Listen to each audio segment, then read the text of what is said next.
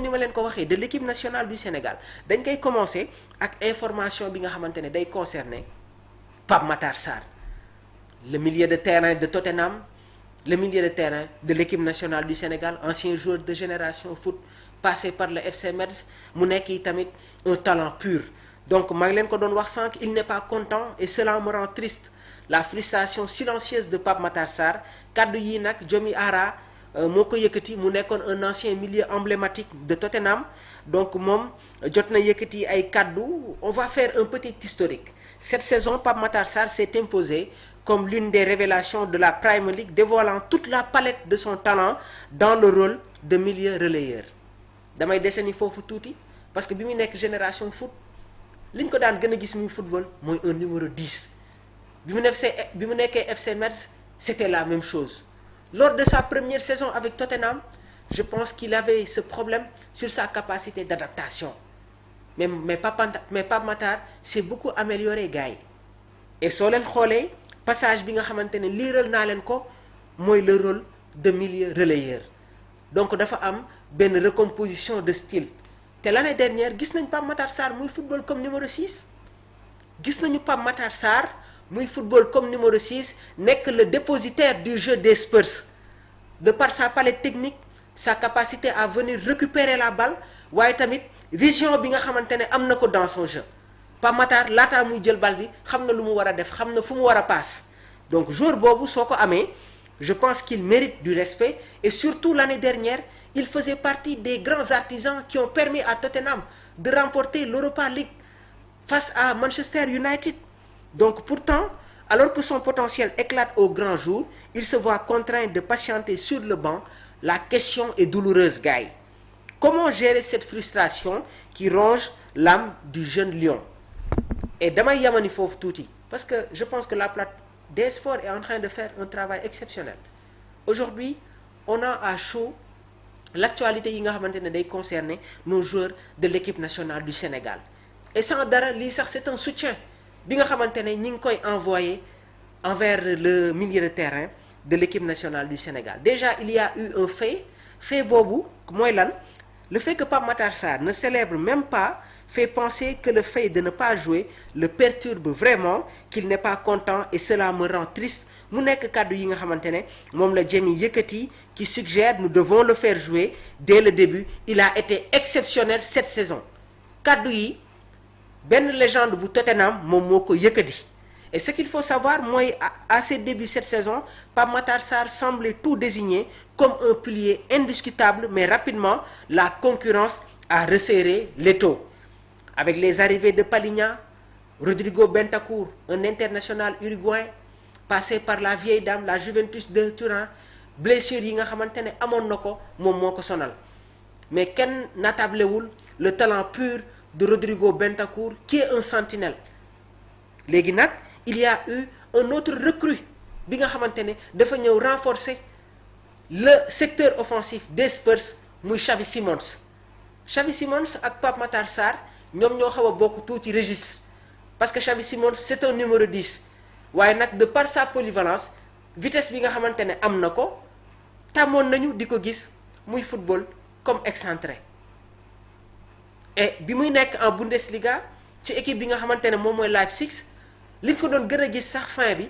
mi ngi doon football comme excentré gauche parce que Leipzig dañu doon jouer avec un schéma 4-4-2. Par moment nag il peut y avoir un changement de système 3-5-2. Mais Xavi Simons est à l'aise suy football comme li nga xamante ne moom mooy excentré parce que am na cette palette technique waaye tamit am na cette rapidité bi nga xamante ne daf koy permettre muy évoluer sur les couloirs. Léegi nag man ce que je comprends pas sama propre appréciation la des fois dañuy gis au niveau de leur milieu de terrain seen entraîneur dafay teg Bentancur, Paligna, jël Lucas Bergvall football loo ko comme numéro 10 jël Xavi Simons football loo ko comme excentré gauche, Mohamed Kudus ak ki nga xamante ne moom mooy Richarlison. Mais Lucas Bergvall il n'est pas plus talentueux que Pape Matar Sarr. Lucas Bergvall n'est pas plus technique que Pape Matar Sarr. Et Lucas Bergvall l'année dernière lu ñu ko doon gën a gis muy football muy milieu relayeur te suy football milieu relayeur l'équipe de Tottenham se retrouve avec un schéma 4-3-3 mais jamono ji Tottenham dafay football avec un schéma fermé c'est-à-dire il y a deux milieux de terrain muy Palhinha ak Bentancur et dañuy am benn numéro 10 seen kanam léegi foofu est-ce que ce choix est logique? On va pas être dans la tête de l'entraîneur mais je pense que actuellement Pape Matar Sarr début de saison bi nga xamante ne def na ko et je pense que tey jii amul ay critiques amul ay sanctions yi nga xamante ne mën nga ko orienter envers Pape Matar Sarr de par son attitude de par son comportement et c'est un joueur qui est très sérieux waaye tamit l'année dernière je vais même pas dire l'année dernière Pape Matar Sarr bi mu jógee FC Metz ñëw Tottenham dafa amoon joueur boo xamante ne moom moo ko doon épaulé mu nekkoon son ami muy l'ancien joueur du Bayer Leverkusen l'international sud-coréen actuellement mi ngi football en MLS Los Angeles muy Heung-min Son ancien capitaine de Tottenham après le départ de Harry Kane c'était son ami tout le temps da nga leen di gis ñoom ñaar et je pense que le départ de Heung-min Son a laissé un vide envers Pape Matar Sarr mais kenn ressentiru ko sax parce qu'il est performant il fait de belles prestations donc lan moo tax tey jii nii Pape Matar est relégué sur le banc on va pas s'arrêter là on va toujours rester sur les réactions et continuer avec cette approche li nga xamante ne moom mooy tactique léegi nag am na ñoo xamante ne certains y voient cependant une stratégie pour apprendre à évoluer sans le milieu de terrain de 23 ans qui s'apprête à défendre les couleurs du Sénégal à la Coupe d'Afrique 2025 c'est cette réaction que j'arrive pas à digérer c'est cette réaction que j'arrive pas à digérer Pape Matar laataa muy titulaire si match bi nga xamante ne amoon na en coupe toog na 4 matchs 5 matchs yoo xamante ne il n'était pas titulaire gars yi et coupe d'Afrique bi kañ la mais coupe d'Afrique bi fin décembre la ñi ngi doog a dugg ci début novembre mais comment certains analystes sportifs peuvent peuvent évoquer qu'il y a déjà une stratégie bi nga xamante ne l'entraîneur daf koy mettre en place pour préparer le départ de Pape Matar Sarr en Coupe d'Afrique mais c'est illogique et si un joueur ne compétit pas du am rythme du am compétition et ça c'est dangereux nañu des foofu tuuti Coupe d'Afrique bi li ci des bëri na il reste énormément de temps laata Coupe d'Afrique des Nations bi di ñëw léegi nag dafa am sortie boo xamante ne seen entraîneur bi def na ko nee na il y a de la concurrence Pape Matar fait partie des joueurs yi nga xamante ne ils l'ont impressionné dès ce début de saison mais man je vais pas avaler le fait que certains spécialistes naan déjà ñi ngi préparer le départ de Pape Matar Sarr pour la Coupe d'Afrique des Nations mais si le joueur n'est pas compétitif mais est-ce que dina am rythme est-ce que il va être compétitif est-ce qu'il sera en confiance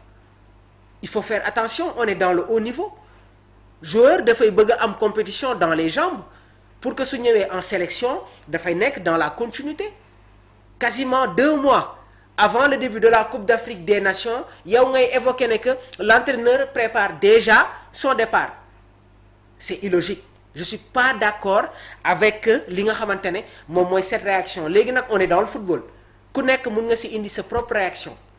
mais je pense que Pape Matar doit retrouver du rythme doit avoir de la compétition et loolu moo koy permettre mu ñëw en pleine confiance en équipe nationale du Sénégal mais si ça continue comme ça su ñëwee dans la tanière ñeneen ñi di compétir mais ñi nga xamante ne ñoom ñoo nekk dans la compétition mais ñooñu ñoo koy ëpp des points pour intégrer le dispositif de Pape Bouna Thiaw et comme ni ma leen ko yàggee wax il y a une terrible concurrence dans ce milieu de terrain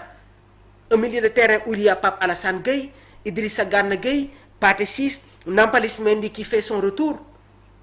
il y a d'autres joueurs yi nga xamante ne ñi ngi waaj a intégrer cette tanière les binationaux Habib Diarra Lamine Camara bien vrai que am nañu blessure mais gars yi ils vont faire partie du voyage